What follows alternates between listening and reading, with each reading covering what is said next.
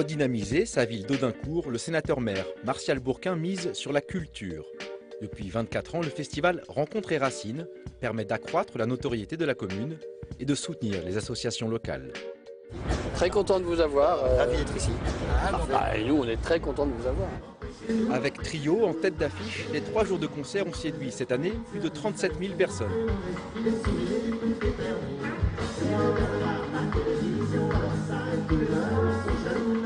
Content de voir voilà, des festivals comme ça, pas chers, accessibles, familiales, avec plein d'associatifs. Voilà, on s'y retrouve. Je pense que Trio, c'est autour de ces valeurs-là, donc on est bien là, on est bien.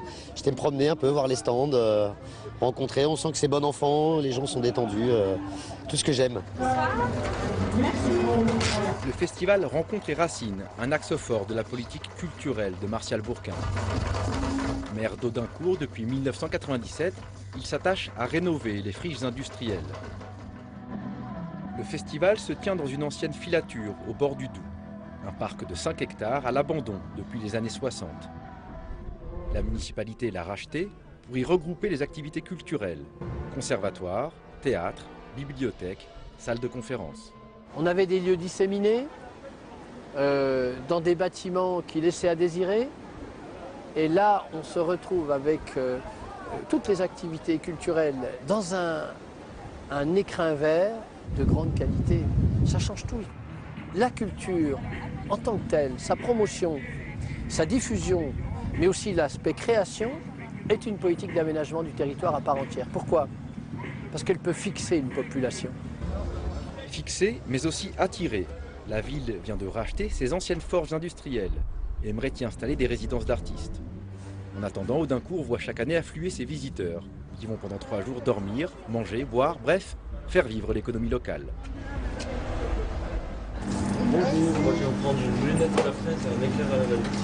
Ils viennent boire le café, ils viennent manger, on fait beaucoup de sandwichs aussi. On n'a plus de petits pains au chocolat, donc là on a refait petits pains au chocolat, croissants, on a déjà tout vendu. Voilà, regardez, hop. Et là, après, normalement, je suis en capacité de vous servir un verre. Le festival permet aussi d'aider plus de 80 associations qui présentent leurs initiatives aux visiteurs et tiennent les stands de nourriture et de boissons. Ça nous donne un sérieux coup de pouce parce qu'en l'espace d'un week-end, on arrive à faire 3 à 4 000 euros de bénéfices pour financer les actions qu'on mène au Cameroun, au Sénégal ou au Madagascar.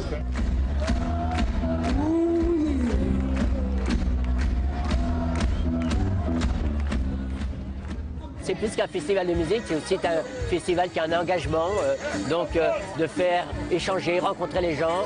C'est un festival antiraciste. C'est là aussi des moments de fête, de partage, de rencontres sur des valeurs qui sont les nôtres.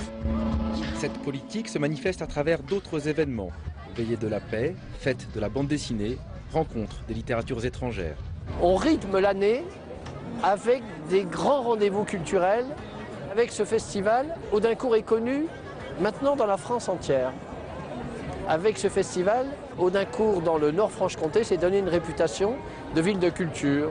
Et ça, c'est vraiment quelque chose de très important pour l'attractivité de la ville.